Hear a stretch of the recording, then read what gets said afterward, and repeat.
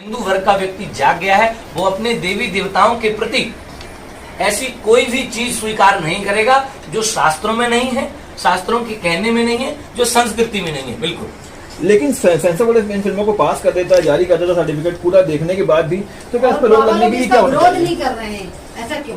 देखिए, हमारे में भी शायद आपको पता नहीं है कि विरोध नहीं कर रहे हैं, शायद आपकी नजर में नहीं आया होगा। हमारा योगिनी पीठ और हम स्वयं इस चीज का पहले दिन से ही, जब से ये लागू हुआ था, हमने कई चैनलों पर डिबेट दिए हैं और उन पर कहा है कि आदि पुरुष फिल्म जो आपने बनाई ठीक है।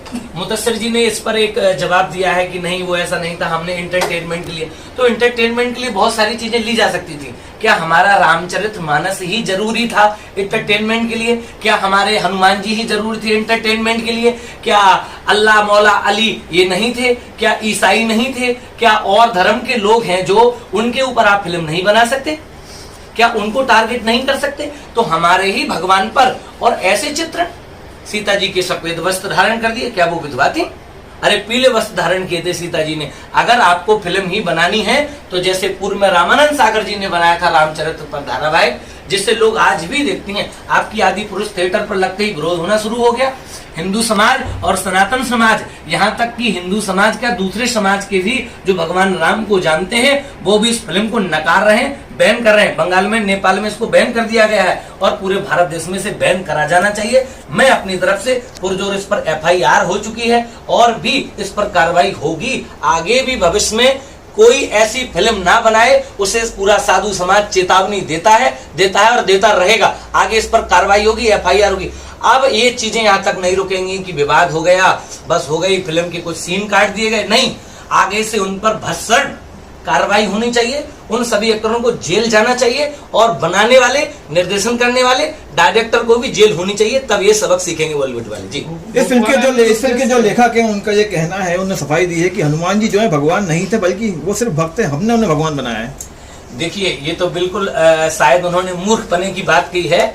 भगवान तो स्वयं कहते हैं कि मैं कहीं भगवान नहीं हूँ, भक्तों की ही भावना से मैं भगवान बनता हूँ।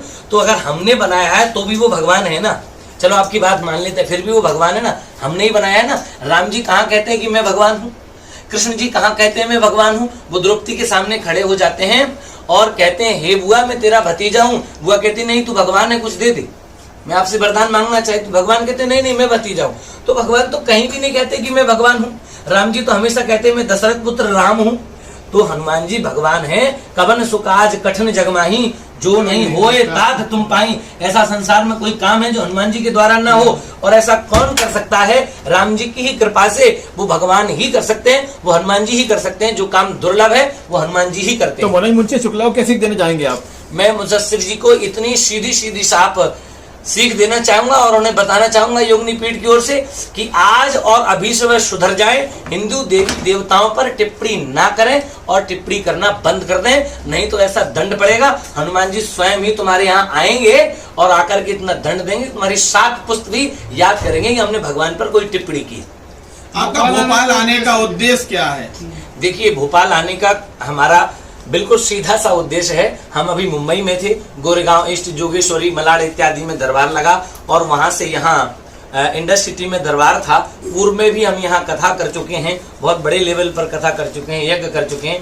तो भोपाल आना जाना हमारा बना रहता है। फिलहाल दरबार था और सनातन धर्म लोगों को, यहाँ के जितने भी मंदिर, मठ और सनातनी लोग हैं, जैसे रामचरितमानस का हुआ, जैसे हमारे संतों का सम्मेलन हुआ, हमारे सनातनी लोगों को जगाना हुआ, हमारी संस्कृति कैसी रही है, भोपाल आने का सिर्फ यही उद्देश्य है कि आज हम संतों से मिल रहे हैं और इस चीज पर चर्चा कर रहे हैं। जो भी दरबार लगाएंगे? जी हाँ, यहाँ दरबार लगा था, फिलहाल तो नहीं लगाना है, आगे दरबार बिल्कुल लगेगा। भविष्य में बहुत जल्दी यहाँ भोपाल में दरबार। मध्य प्रदेश में इलेक्शन होने जा रहा है, आप चूंकि मन की बात पढ़ लेते हैं, हो सकता है मेरे भी मन की बात पढ़ ली होगी, बहुत सारे हम पत्रकार हैं, मन की बात पढ़ी। मध्य प्रदेश में किसकी सरकार आने वाली है, ऐसा आप? देखिए, मैं बिल्कुल साफ शब्दों में अगर मैं हृदय की बात करूं तो जो हमारे सनातन की बात करे, जो हमारे धर्म की बात करे, उससे भी पहले जो युवाओं की बात करे, जो नौकरी की बात करे, देश की तरक्की की बात करे, राष्ट्र हित की बात करे, धर्मो रक्षति रक्षता। अगर कोई भी पार्टी धर्म की रक्षा करेगी तो धर्म उसकी रक्षा करेगा। वो युवाओं की नौकरी के लिए सोचेगा, वो इंडस्ट्री के लिए सोचेगा, वो समाज के लिए सोचेगा, सरकार उसी की आएगी। जी। सर, अभी आपने इस प्रेस नोट में लिखा है कि अवध में आपका एक दरबार लगता है जहां पर जो लोग हैं उनकी मन की मुरादें पूरी, जो कष्ट होते हैं, तो क्या लगता है कि एक तरफ तो यहाँ बाबा बागेश्वर जी चल रहे हैं, दूसरी ओर आप हैं, तो कौन सच्चा है? इस चीज पे क्या सच्चाई है इस मामले को लेकर? देखिए, वो कहते हैं जाकी रही भावना जैसी, प्रभु मूरख दिन देखें तिन तैसी।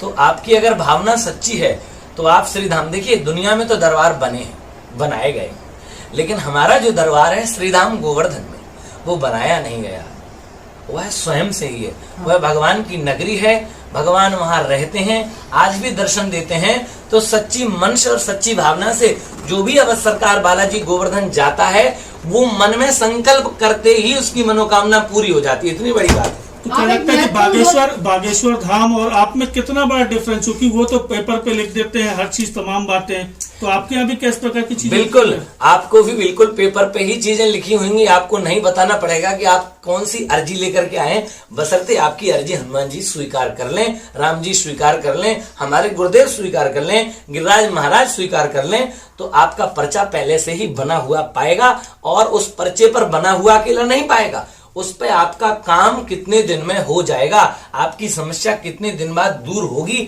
ऐसा भी लिखा मिलेगा। तो क्या बागेश्वर की तरह आप भी, बागेश्वर धाम की तरह क्या आप भी अपना दरबार ऐसे चालू करेंगे? देखिए, मैं किसी की तरह दरबार नहीं लगाता।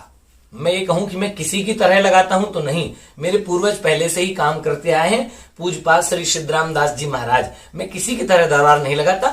मुझे भगवान जो भी कृपा कर देते हैं, मैं उसी तरह दरबार लगाता हूं। आप एक महत्वपूर्ण घोषणा करने वाले थे, ऐसे क्या है वो महत्वपूर्ण? जी, महत्वपूर्ण घोषणा यह है कि आज हमारा हिंदू समाज जाग गया है, जगह जगह कथा, धर्म और हमारे जो संत हैं। महत्वपूर्ण घोषणा यह भी है कि आप सभी जितने भी समाज के वर्ग हैं, वो हमारे हिंदू धर्म को लेकर के कोई भी टीका टिप्पणी ना करें, चाहे वो बॉलीवुड वाले हों, चाहे वो हॉलीवुड वाले हों, चाहे नीचे तबके के लोग हों और चाहे ऊंचे तबके के लोग हैं। आज से और अभी से हिंदू राष्ट्र घोषित लोग कर रहे हैं। हिंदू राष्ट्र पहले से ही है, होगा और रहेगा, और ये बनकर के रहेगा। आगे मैं एक चीज कहना चाहूंगा कि भारत सरकार से भी और मध्य प्रदेश सरकार से भी कि जो भी आगे आने वाली फिल्म बने, उस पर एक संत बोर्ड बनना चाहिए, ताकि पहले संतों को वो फिल्म दिखाई जाए, संत उसमें से देखें, अपने शास्त्रों में से देखेंगे कि ये सही है कि गलत है, तब उस फिल्म को रिलीज किया जाए। जी, धार्मिक मैटर पर। जी, धार्मिक मैटर पर ये बोर्ड बनना चाहिए। अगर धार्मिक मैटर पर कोई फिल्म बनती है तो उसका एक संत समाज का बोर्ड बनना चाहिए। जी,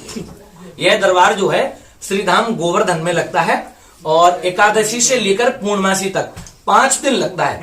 यह दरबार पूर्णतः निःशुल्क है, इसे कोई भी शुल्क लिया नहीं जाता। अगर कोई जल्दीबाजी करता है, घर बैठे पूछना चाहता है, तो उसके लिए आश्रम शुल्क लेता है। लेकिन अगर आप गोवर्धन आते हैं, समय लेकर के आते हैं और पर्चा बनवाते हैं, तो आपसे 1 रुपए की भी कोई भी मांग नहीं होती, न वहां कोई पैसा लगता है। ये दरबार ऐसा आप भी देते हैं कुछ, जैसे कि रुद्राक्ष, नारियल, या ऐसा आप भी देते हैं? देखिए, ना तो मैं रुद्राक्ष देता हूँ, ना मैं नारियल देता हूँ। मैं जो हमारे वेदों में लिखा है, जो हमारे शास्त्रों में लिखा है, जो हमारे पुराणों में लिखा है कि इस दर्द की दवा क्या है। अगर आपको सिर दर्द है तो हमारा योग कहता है कि आप इन्हीं पॉइंटों को दर्द कर लीजिए। हमारा योग कहता है कि ये वाली उंगली लेकर के यहाँ थोड़ी देर मसाज करिए, आपका सिर दर्द समाप्त हो जाएगा। हमारा मंत्र कहता है कि आप योग ध्यान में बैठ करके गायत्री जप कर लीजिए, आपका सिर दर्द, बदन दर्द इत्यादि हो रहा हो, 108 दिन जाप करिए, आपका दर्द खत्म हो जाएगा। तो मैं इस प्रकार की चीजें बताता हूं जो मैंने शास्त्र को पढ़ा है, उस शास्त्र के अनुसार मंत्र बताता हूं, ना कोई नारियल, ना कोई रुद्राक्ष। देखिए, पत्थर देने से अगर किसी का भला होता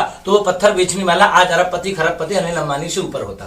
ठीक है, मंत्रों की जो शक्ति है वो कहीं भी नहीं ले जा सकती। मंत्रों की शक्ति इतनी है, आज यहाँ आप मंत्र पढ़िए और मंत्र से ही आपका काम हो जाएगा। जी, इसके अलावा भी कहीं लगाया आपने दरबार? हाँ बिल्कुल। देखिए, हमने अभी भोपाल लगाया है, मुंबई लगाया है, हमने दिल्ली रोहिणी लगाया है, हमने पालम लगाया है, हमने राजस्थान में कोटा बूंदी पर लगाया है, हमने अन्यत्र जगह जहां जहां भी हम श्रीमद् भागवत कथा करते हैं वहीं दरबार लगाते हैं और भक्तों की डिमांड पर ही लगाते हैं। देखिए, आज के इस भौतिकवादी युग पर लोग अपनी समस्याओं से बहुत परेशान हैं।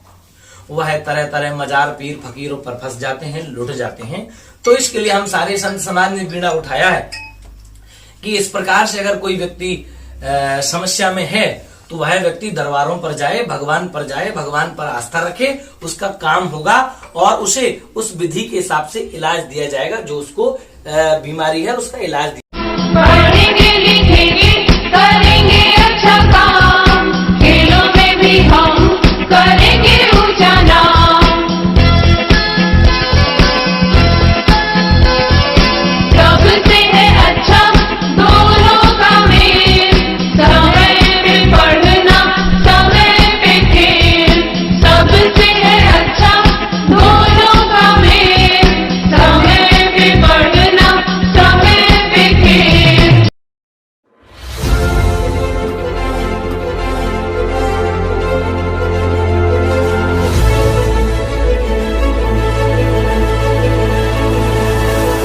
ये है जनता वाणी नेटवर्क और आप देख रहे हैं जनता वाणी, जनता की आवाज़।